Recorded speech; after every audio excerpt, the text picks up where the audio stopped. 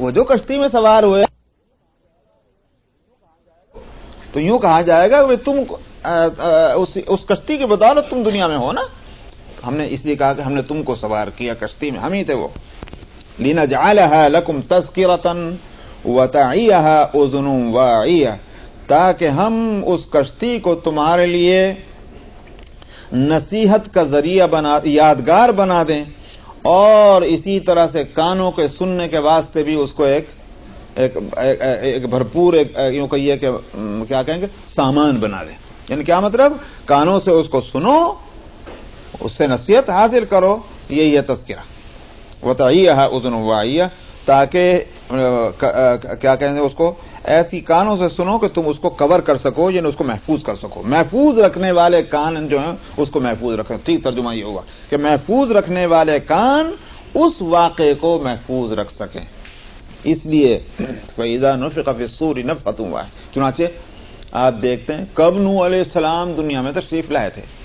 سمجھ آیا؟ قوموں کے کتنے واقعات تاریخ میں ہسٹری موجود ہیں، مگر نوح علیہ السلام کا یہ طوفان جو ہے ان کے زمانے کا، یہ آج تک جو ہے وہ چلا آتا ہے اس کا ذکر.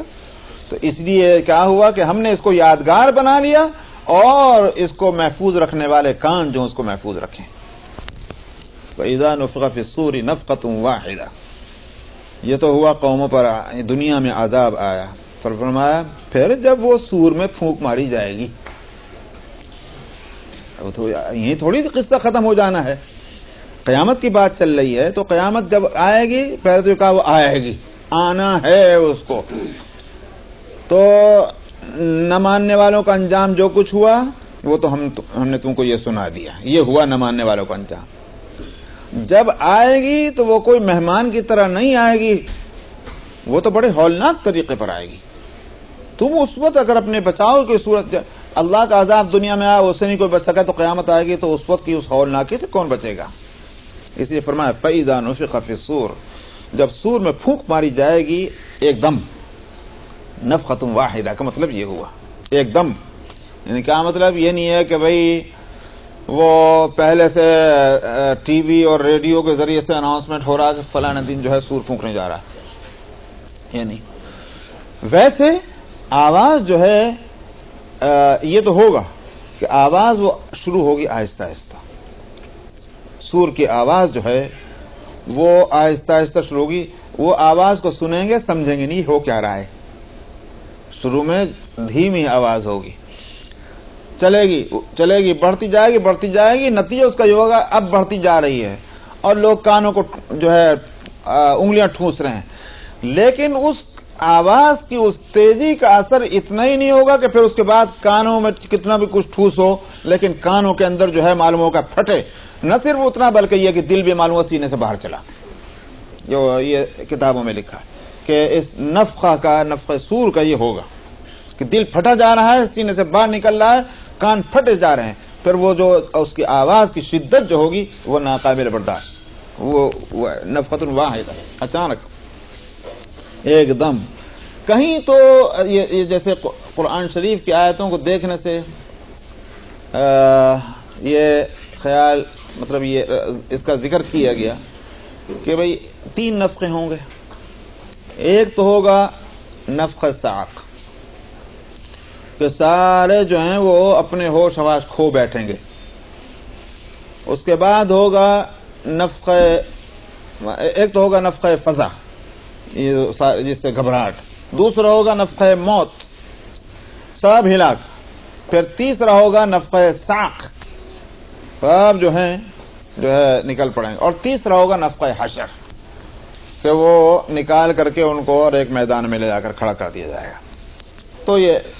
تو کہیں تو الگ الگ ذکر کیا اور کہیں جیسے اس جگہ پر سب کو ملا کر ذکر کر دیا کہ پورے یہ کیا ہونا ہے. کیونکہ بتانا تو ہولناکی کو ہے تو ہر نفخہ ہولناک ہوگا. تو فرماتے ہیں جب سور میں ایک دم پھونک ماری جائے گی وَحُمِلَتِ الْأَرْضُ وَالْجِبَالُ فَدُكَّتَا دَكَّةً وَاحِدَةً، اور زمین اور پہاڑ اٹھائے جائیں گے اور ایک دم ان کو دے مارا جائے گا. یہ ہے تو ایک ہی جھٹکا اس زمین کو और इनके पहाड़ों को तबाह करने के वास्ते। बस इसी वास्ते तो हम कुरान शरीफ तो क्या होगा। थोड़ा सा तर्जुमा करने के बाद आपने कहा कि फिर और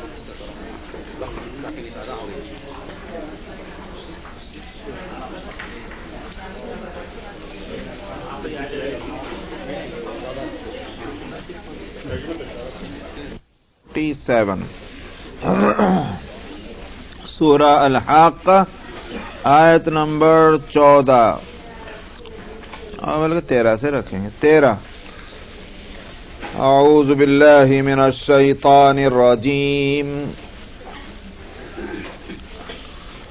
बिस्मिल्लाहिर रहमानिर रहीम फ़इज़ा नुफ़िख़ फ़िस्सूरि नफ़ख़तुन वाहिदा वहुमिलतिल अर्दु वल जिबालु फदुक्कता दक्कतन वाहिदा फयौमइज़िन वक़अतिल वाक़िआ वंशक़्क़तिस समाउ फहिय यौमइज़िन वाहिया वल्मलकु अला अर्जाइहा वयहमिलु अर्श रब्बिक फ़ौक़हुम यौमइज़िन समानिया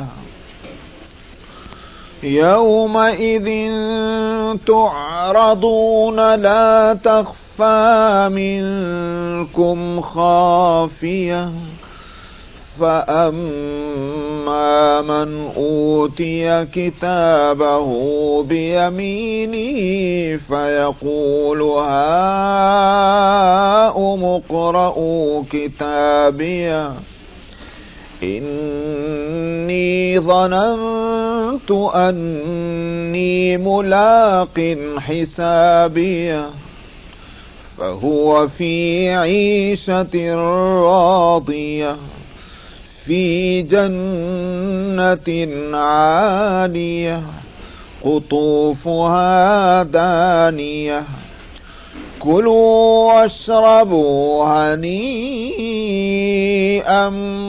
बिमा अस्लफ्तुम फ़िल अय्यामिल ख़ालिया वअम्मा मन ऊतिय किताबहु बिशिमालिही फ़यक़ूलु या लैतनी लम ऊत किताबिया वलम अद्रि मा हिसाबिया या लैतहा कानतिल क़ादिया मा अग़ना अन्नी मालिया हलक अन्नी सुल्तानिया खुदूहु फ़ग़ुल्लूहु सुम्मल जहीम सल्लूहु सुम्म फ़ी सिलसिलतिन ज़रअुहा सबऊन ज़िराअन फ़स्लुकूहु इन्नहु कान ला युअमिनु बिल्लाहिल अज़ीम वला यहुद्दु अला तआमिल मिस्कीन फलैस लहुल यौम हाहुना हमीम वला तामुन इल्ला मिन गिस्लीन ला यअकुलुहु इल्लल खातिऊन फला उक़सिमु बिमा तुबसिरून वमा ला तुबसिरून इन्नहु लक़ौलु रसूलिन करीम वमा हुवा बिक़ौलि शाइर क़लीलन मा तुअमिनून ولا بقول كاهن قليلا ما تذكرون تنزيل من رب العالمين ولو تقول علينا بعض الأقاويل لأخذنا منه باليمين ثم لقطعنا منه الوتين فما منكم من أحد عنه حاجزين وإنه لتذكرة للمتقين وإنا لنعلم أن منكم مكذبين وإنه لحسرة على الكافرين وإنه لحق اليقين فسبح باسم ربك العظيم صدق اللہ العظیم. فرماتے ہیں پھر جب سور میں پھونک ماری جائے گی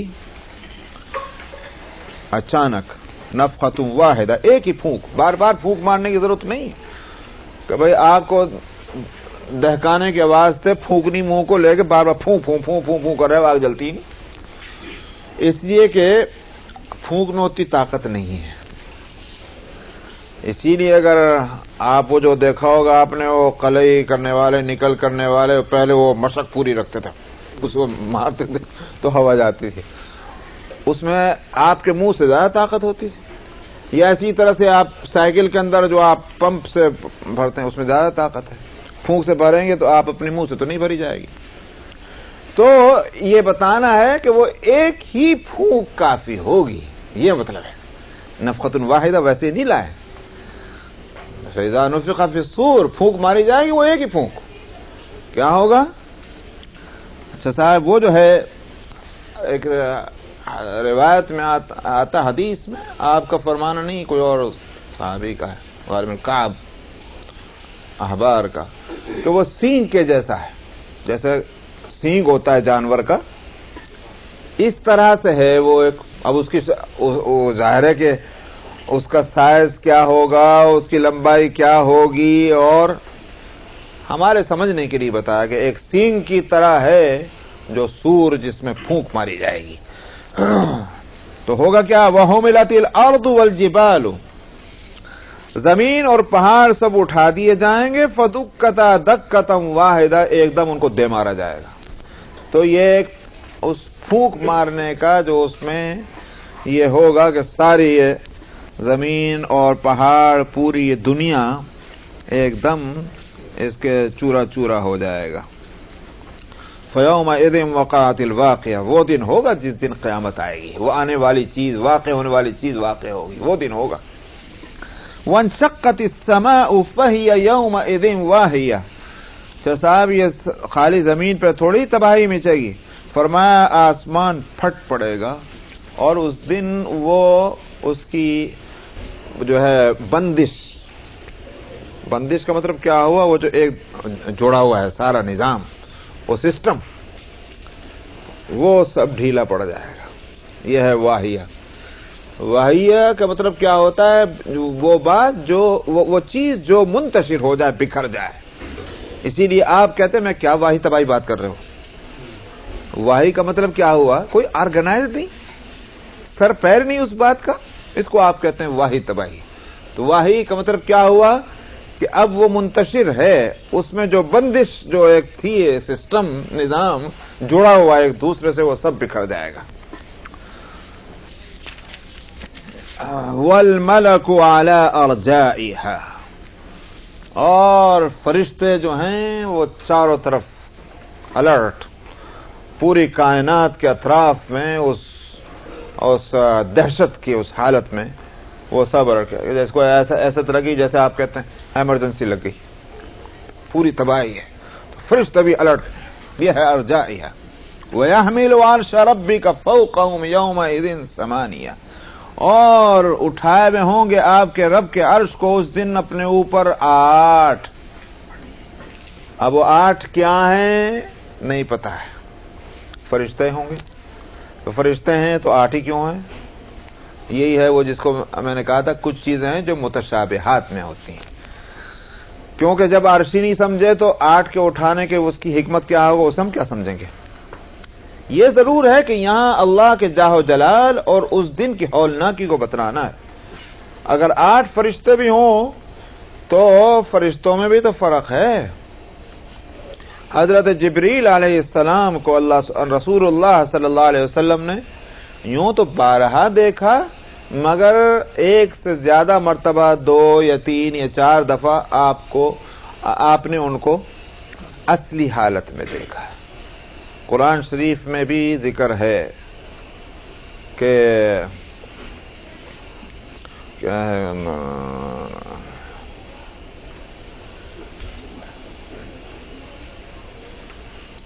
وَلَقَدْ رَآهُ نَزْلَةً أُخْرَى، یہ جو ہے پھر اس کو دوسری مرتبہ اترنا اس کا دیکھا۔ تو جبریل علیہ السلام کو 1 مرتبہ تو آپ نے مکہ مکرمہ میں رہتے ہوئے دیکھا، اور 1 مرتبہ وہ معراج میں سدرۃ المنتہا کے پاس۔ لیکن جو دنیا میں جو دیکھا مکہ مکرمہ میں، اس کی حالت آپ نے خود بتلائی کہ میرے اوپر تو دہشت طاری ہو گئی۔ انہی جبریل کو جو ان کو کئی دفعہ پہلے آ چکے، وہی لا چکے، ان کو جب اصل حالت میں دیکھا تو وحشت و دہشت۔ اس لیے کہ وہ آپ کا فرمان یہ ہے کہ پوری فضا جو ہے، پورا کیا بولتے ہیں آسمان کے پورا خو چھائے ہوئے تھے، 600 پر ان کے تھے، اور وہ پوری فضا آسمانی جو ہے وہ ڈھک گئی تھی حضرت جبریل کے اس وجود سے، اور میں رسول اللہ صلی اللہ علیہ وسلم دیکھ کر اس وقت دہشت زدہ ہو گئے، وحشت زدہ ہو گئے۔ ایک حضرت جبریل صحیح ہے، حضرت جبریل علیہ السلام فرشتوں کے سردار ہیں، مطاع۔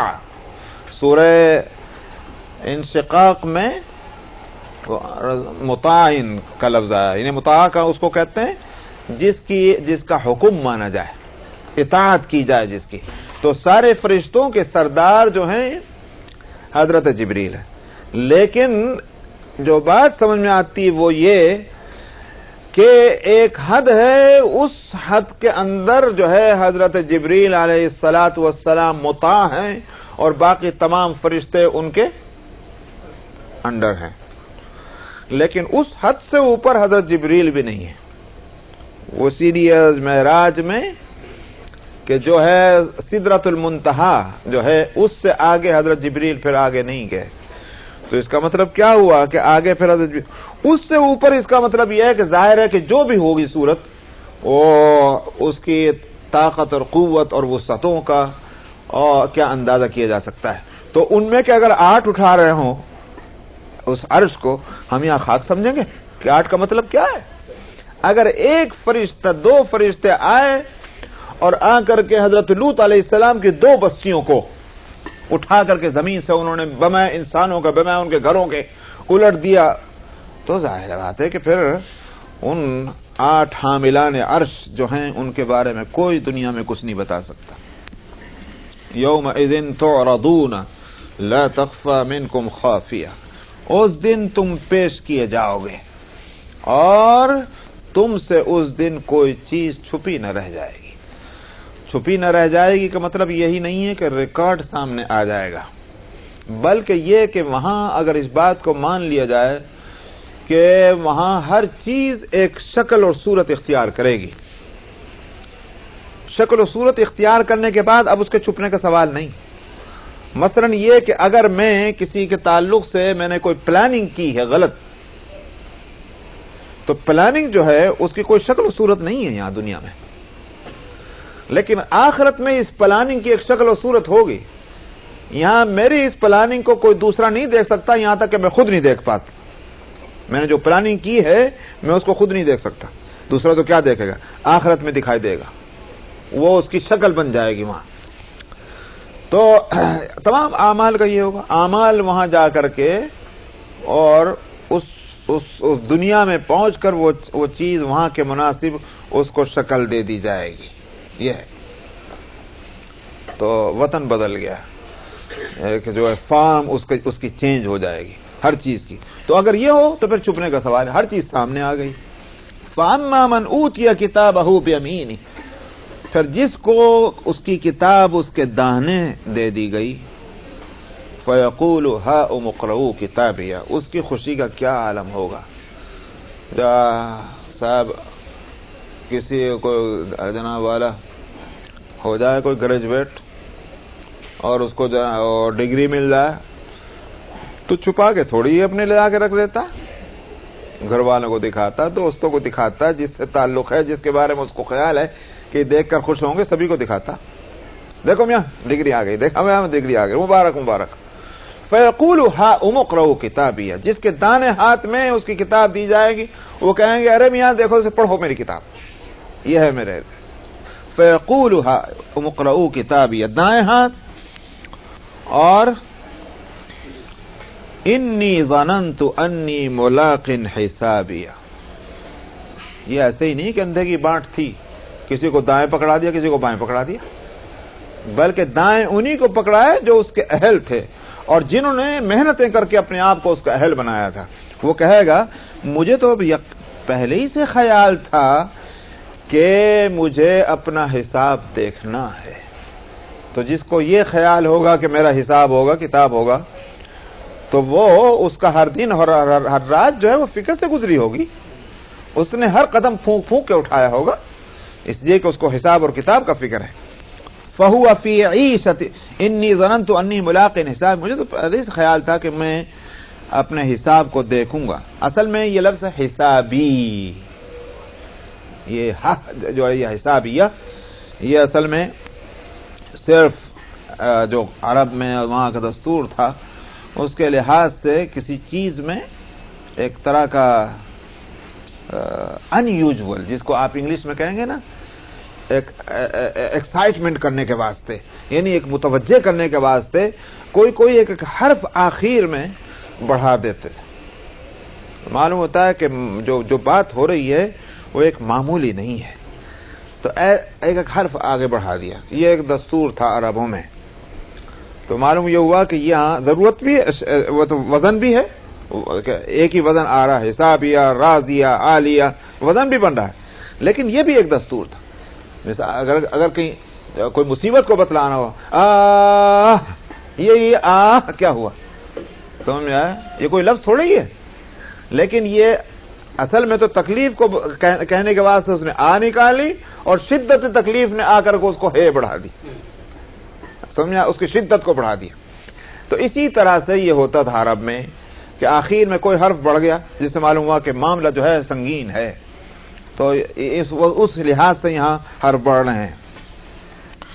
فَهُوَ فِي عِيشَةٍ رَاضِيَةٍ، پھر وہ اپنی پسند کی زندگی میں ہوگا. وہ وہاں پسند کا کہا، اللہ میاں خود کہیں کہ چلو ہم نے تمہیں، مگر اس کو بھی پسند ہے کہ نہیں، اس لیے کہا راضیہ، اس کی پسند کی زندگی میں وہ ہوگا. فی جنت عالیہ، بلند درجے کی جنتیں ہوں گی. قطوفہا دانیہ، اور ان کے گچھے جو ہیں وہ لٹکے ہوئے ہوں گے قریب پھلوں کے. اور کلوا واشربوا ہنیئا بما اسلفتم فی الایام الخالیہ، کھاؤ اور پیو، مبارک ہو تمہیں جو تم نے گزشتہ دن گزارے ہیں ان کی وجہ سے. اب یہ مبارک ہو تمہیں کھانا. تو پریشانی اٹھائی، تکلیفیں اٹھائیں، ہر چیز ناپ تول کے تم نے کی ہے آج کے دن کے لیے، بس تمہاری وہ فکر، وہ تمہاری محنت مبارک. وَأَمَّا مَنْ أُوتِيَ كِتَابَهُ بِشِمَالِهِ فَيَقُولُ يَا لَيْتَنِي لَمْ أُوتَ كِتَابِيَهْ، اور جو وہ شخص کہ جس کو اس کے بائیں سے کتاب دی جائے گی تو وہ کہے گا کاش یہ کتاب مجھے نہ دی جاتی. یہ لفظ آ رہا ہے سورہ کیا اس کا نام ہے، سورۃ البروج سے پہلے جو ہے نا، آشیا نہیں میں، ارے اس سے پہلے کہ سورۃ البروج سے پہلے کہ نا، ابھی نکال رہا ہوں. وہ ہے نا اذا السماء انشقت، تو اس میں دیکھیے آپ، ارے یہی نہیں کھل رہا،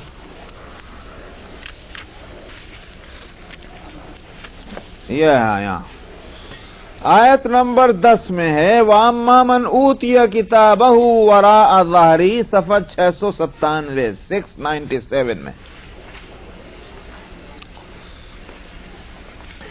مل گیا ہی، وَأَمَّا مَنْ أُوتِيَ كِتَابَهُ وَرَاءَ ظَهْرِهِ، جس کو کتاب اس کی کمر کے پیچھے سے دی گئی، تو وہ تو اس روز قبر کو پکارے گا۔ قبر کو پکارنے مطلب موت پکارے گا، مر جاؤں میں اس سے اچھا۔ اور یہاں کہا جا رہا بشمالی، اس لیے اس کے معنی یہ ہو گئے کہ دونوں کو جمع کر سکتے ہیں، دی جائے گی اس کو بائیں، مگر چونکہ ان کو خود ہی حضرت کو پتا ہے کہ میں کتنے پانی میں ہوں، تو اس واسطے ہاتھ اپنا پیچھے کو رکھیں گے تاکہ میرا ہاتھ ہی نظر نہ آئے، مجھے آگے بڑھ کے اپنے ہاتھ سے لینا نہ پڑے۔ لیکن جب وہ آئے گا، وہ اعمال نامہ ان کے بائیں ہاتھ میں ہی آئے گا۔ اسی لیے ایک حدیث میں آتا ہے، عرش کے نیچے سے ایک ہوا چلے گی اور وہ اعمال نامے لوگوں کے ریکارڈ جو ہیں وہ لے کے چلے گی وہ ہوا، اور جس کا جو ریکارڈ ہے اسی کو پہنچائے گی، اور جیسا ریکارڈ ہو اس کے مطابق پہنچائے گی۔ کس کے دائیں میں دینا اس کے دائیں میں پہنچائے گی، جس کے بائیں میں دینا اس کے بائیں میں پہنچائے گی۔ تو وہ جو ہے پیچھے کو پہلے ہاتھ باندھے کھڑے، تو پیچھے سے پکڑا دے گی لا کے لے بھائی، اور جس کو متا ہے کہ میرے تو اچھا، وہ تو انتظار میں کھڑا ہو کہ مجھے کب ملے ڈگری، وہ تو پہلے سے آگے کیے وہ کھڑا ہوا ہاتھ، تو اس کے لیے تو کوئی ضرورت ہی نہیں کہ پیچھے سے لا کے دینا۔ ویسے بھی کوئی چیز جب اعزاز اور اکرام کے ساتھ دی جاتی ہے تو ہاتھ بڑھا کے دی جاتی ہے اور ہاتھ بڑھا کے لی جاتی، اس لیے ان کو دائیں ہاتھ میں اور ان کو بائیں ہاتھ میں دیا جائے گا۔ اس سے یہ بھی معلوم ہوا دائیں افضل ہے بائیں سے، کچھ سمجھ میں آتا؟ Right is better than left. اب یہاں امریکہ میں پیدا ہونے والے ان بچوں سے پوچھ لیجیے، ان سے پوچھ کے بتائیے کیوں بھائی لیفٹ اور رائٹ میں کیا فرق ہے؟ وہ تو کہہ کہ both are equal, what difference between this and that, وہ تو یہی کہیں گے۔ لیکن اسلامی تعلیمات جو ہیں وہ تو یہی کہہ رہی ہیں، مسجد میں جاؤ تو پہلے دائیں پیر رکھو، نکلو تو بائیں پیر رکھو، سمجھ میں آیا؟ جوتا نکالو تو اور پہنو تو اشارے، کھانا کھاؤ تو دائیں سے، پانی پیو تو دائیں سے۔ مگر جنہوں نے فیشن یہ بنا رکھا کہ نہیں مولوی اللہ کی بات کہیں کو بائیں ہاتھ سے پئیں گے صاحب، وہ بائیں ہاتھ سے پینا چاہتے ہیں، بائیں ہاتھ سے کھانا چاہتے ہیں۔ اب اگر اس کو کہا جائے تو کہنے لگا بھائی چھوٹی چھوٹی چیزوں کو دین بنا رکھا ہے، یہ دین ہے، بس انہی چیزوں پہ انہوں نے کہا رکھا مولویوں نے۔ تو اس کے لیے میں کہتا ہوں کہ پھر تم بتا دو دین کس کا نام ہے، اللہ کے بندو تم بتا دو پھر، اچھا ہے نہیں؟ یہ ساری چھوٹی چھوٹی سے نکالو، اچھا تم بتاؤ اب دین کیا ہے، تمہارے نزدیک بڑی چیز کیا ہے؟ اے بندے خدا کے، جو اللہ اور اس کے رسول نے فرما دیا وہ بڑی ہی بڑی ہے، ان کو بھی آنکھ۔ سورہ الحق آیت نمبر 25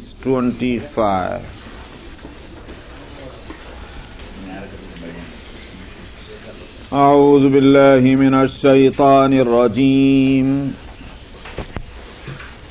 بسم اللہ الرحمن الرحیم، وَأَمَّا مَنْ أُوتِيَ كِتَابَهُ بِشِمَالِهِ فَيَقُولُ يَا لَيْتَنِي لَمْ أُوتَ كِتَابِيَهْ وَلَمْ أَدْرِ مَا حِسَابِيَهْ يَا لَيْتَهَا كَانَتِ الْقَاضِيَةَ ما أغنى عني ماليه هلك عني سلطانيه خذوه فغلوه ثم الجحيم صلوه ثم في سلسلة ذرعها 70 ذراعا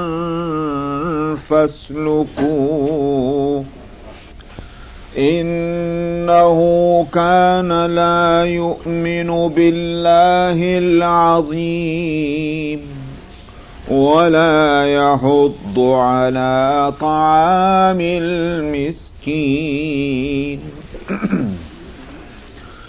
فليس له اليوم هاهنا حميم ولا طعام إلا من غسلين لا يأكله إلا الخاطئون فلا أقسم بما تبصرون وما لا تبصرون إنه لقول رسول كريم وما هو بقول شاعر قليلا ما تؤمنون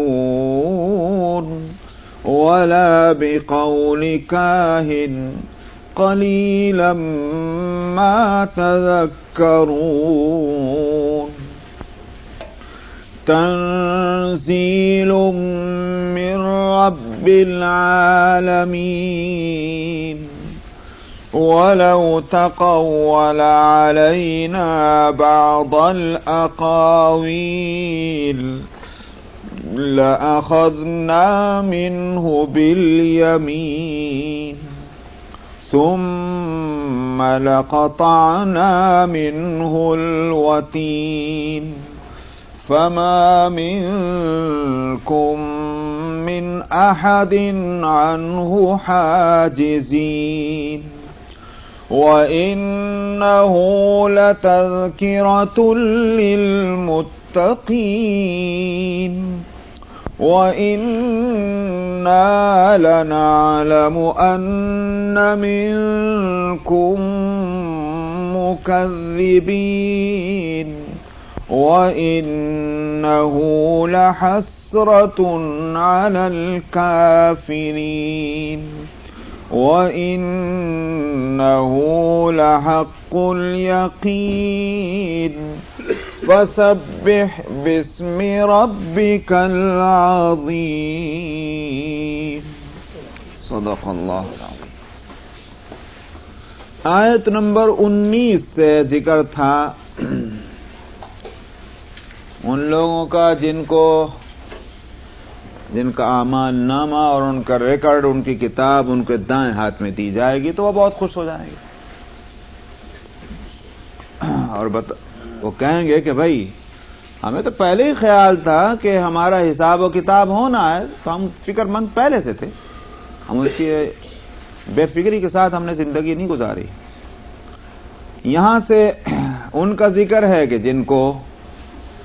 جو ان سے مختلف ہوں گے اور ان کو بائیں طرف سے ان کو کتاب، ان کا اعمال نامہ اور ریکارڈ ان کو دیا جائے گا اور وہ اس وقت پریشان ہوں گے، کہیں گے کاش یہ کتاب نہ دی جاتی، یہ ریکارڈ سامنے ہی نہ آتا.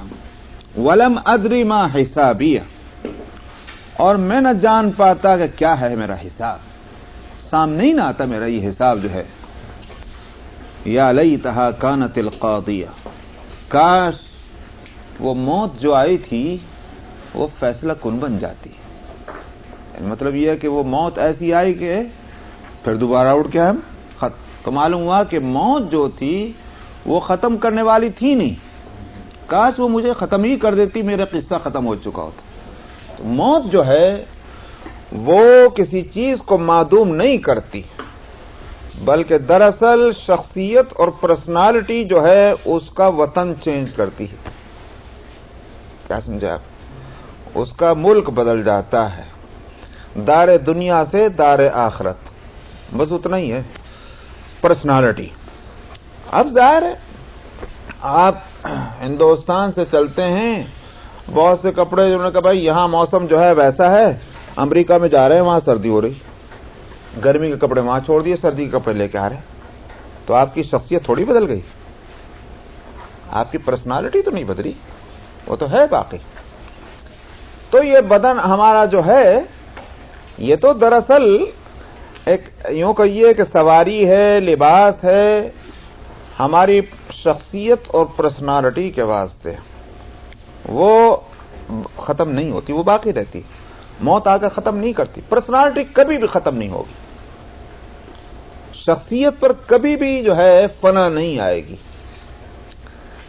تو جہاں قرآن شریف میں کہا کہ کل من علیہا فان، اس کا جو بھی چیز فنا ہو، وہاں فنا کا مطلب ظاہری اعتبار سے کہ جو چیز آنکھوں سے نظر آ رہی وہ آنکھوں سے نظر نہیں آ پا رہی ہے، وہ اس لحاظ سے، ورنہ یہ کہ موت جو ہے وہ تو دراصل اس ملک سے دوسرے ملک میں پہنچانے کا ایک ذریعہ ہے۔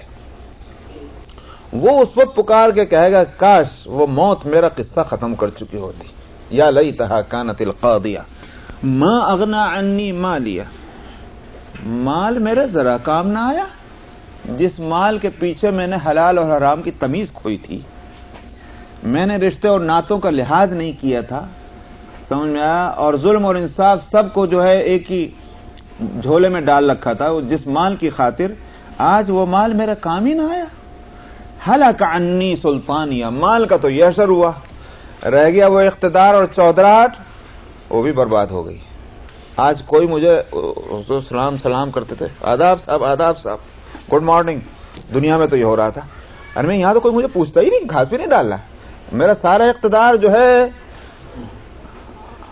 آپ تو خوب جانتے ہیں بھائی، آج سارا تماشا دنیا میں اسی اقتداری کا تو چل رہا ہے کہ نہیں؟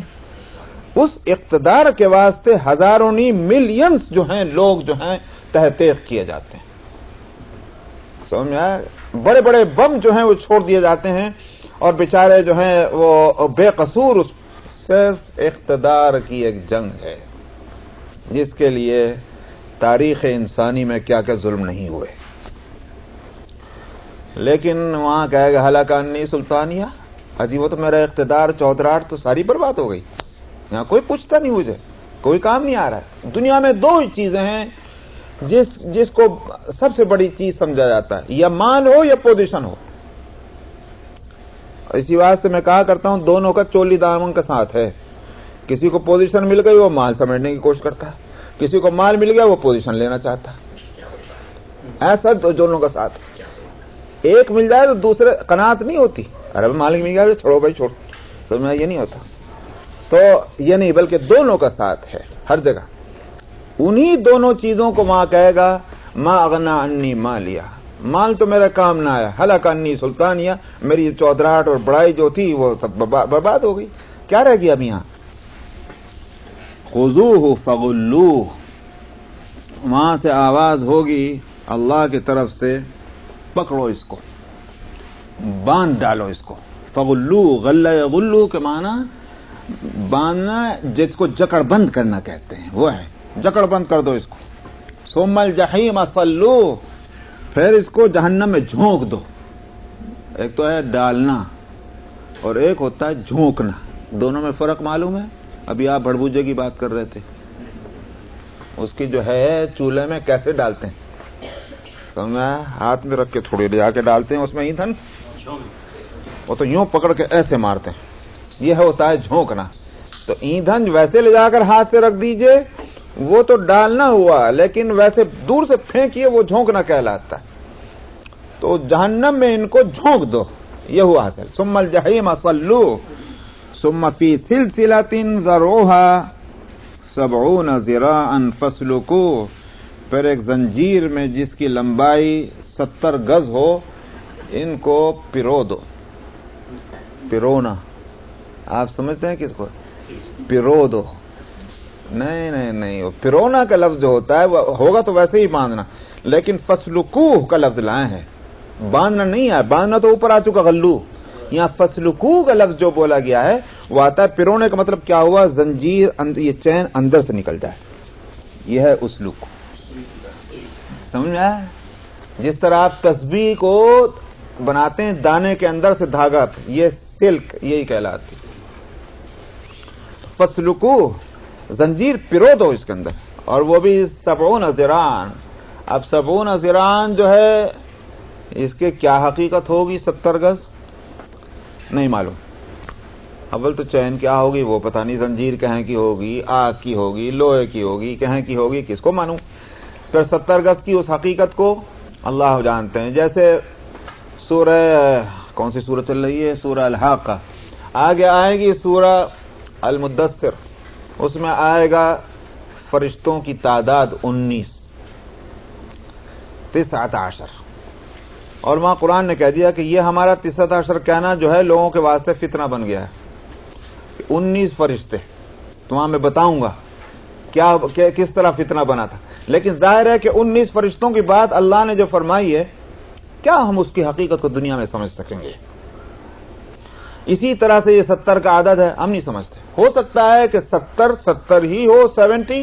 اور یہ جیسے میں پہلے بھی بتا چکا ہوں کہ عرب کے اندر کچھ عدد وہ تھے، کچھ نمبر وہ تھے جن کو دراصل کثرت کے لیے استعمال کیا جاتا تھا. جیسے ہم دنیا میں کہتے ہیں 10 سمجھ آیا؟ تو اسی طرح سے 70 کا عدد وہ زیادتی کے واسطے لمبا چوڑا مطلب ہوگا، واللہ عالم. انه كان لا يؤمن بالله العظیم. اصل میں تو یہ بھی تکلیف، دراصل دنیا میں ہم جن چیزوں کو تکلیف اور عذاب اور مصیبت سمجھتے ہیں، اس کو سمجھانے کے واسطے وہی انداز سامنے لا کے رکھا. ورنہ جہنم کی تکلیف، اللہ اکبر، سمجھ آئے، اس کا تو کوئی تصور دنیا میں کیا ہی نہیں جا سکتا. اس واسطے یہ تو ہمارے سمجھنے کے لیے ہے کہ دنیا میں جس طرح سے دیکھو ایک باعزت ہوتا ہے اور ایک ذلیل اور خوار ہوتا ہے. باعزت اور ذلیل و خوار دونوں کے ساتھ یکساں معاملہ نہیں کیا جاتا.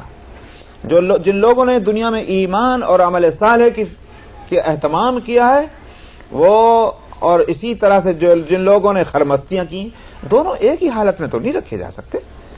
ایک جو ہے مجرم ہیں اور ایک دوسرے جو ہیں وہ بھلے انسان ہیں، وہ باعزت مقام ان کو ملنا ہی چاہیے.